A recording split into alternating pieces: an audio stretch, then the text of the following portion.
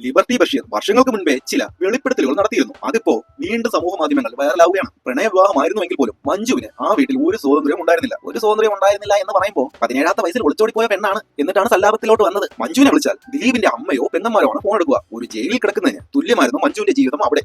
മീശമാധവന്റെ 125ാം ദിവസം ആഘോഷം രാത്രി 1 മണി സമയത്ത് മഞ്ജു വാര്യർ മകൾ മീനാക്ഷിയും ചേർത്ത് പിടിച്ച് കരഞ്ഞുകൊണ്ട് നിൽക്കുന്നുണ്ട്. എന്താ പോകാത്തതെന്ന് ചോദിച്ചപ്പോൾ ചേട്ടനെ കാണുന്നില്ല എന്ന് പറഞ്ഞു. ദിലീപ് എവിടെയെന്ന് നോക്കിപ്പോയപ്പോൾ അദ്ദേഹം വേറൊരു റൂമിന്റെ ബാത്റൂമിൽ കാവ്യമായി സംസാരിച്ചുകൊണ്ട് നിൽക്കുകയാണ്. രാത്രി 1 മണിക്ക് ബാത്റൂമിൽ കാവ്യമായിട്ട് എന്താണ് സംസാരിച്ചത്? ഇപ്പൊ പുള്ളിക്കാരി വൈഫാണ്, അതെല്ലാം ശരി. നമ്മുടെ ഈ മിമിക്രി കലാകാരന്മാർക്ക് പലർക്കും ബാത്റൂം ഒരു വീക്ക്നസ് ആണെന്ന് പല തെളിവുകളിൽ നിന്നും നമുക്ക് മനസ്സിലാക്കേണ്ടിയിരിക്കുന്നു. നമ്മുടെ നന്മമരം ജയസൂര്യ ചേട്ടനും ഒരു ബാത്റൂം പ്രണയകാവ്യം എഴുതിയിട്ടുള്ള ആളാണ്. സോറി, പ്രണയകാവ്യമല്ലല്ലോ, കാമകാവ്യം. നമ്മുടെ പേട്ടൻ കാട്ടിക്കൂട്ടിയ കാമചേഷ്ടകളും ബാത്റൂം കഥകളും ഒക്കെ ലിബർട്ടി ചേട്ടനും വെച്ച് വിളമ്പുന്നുണ്ടെങ്കിലും മഞ്ജു ചേച്ചിയുടെ കഥകളൊന്നും പുറത്ത് പറയുന്നില്ലല്ലോ ലിബർട്ടി ചേട്ടാ. എന്താ കാര്യം? 17ാം വയസ്സിൽ ഒളിച്ചോടി പോയ കഥകളും. നമ്മുടെ ഒടിയൻ ശ്രീകുമാരൻ ചേട്ടൻ ഉണ്ടല്ലോ, ആ ചേട്ടൻ നമ്മുടെ പേട്ടന്റെ പെണ്ണിപ്രിയനായ പേട്ടന്റെ സൽഗുണയായ ഭാര്യയുമായിട്ട് ഉണ്ടായിരുന്ന ബന്ധമൊക്കെ നാട്ടിൽ പരസ്യമായ ഒരു രഹസ്യമാണ് മഞ്ജു ചേച്ചി.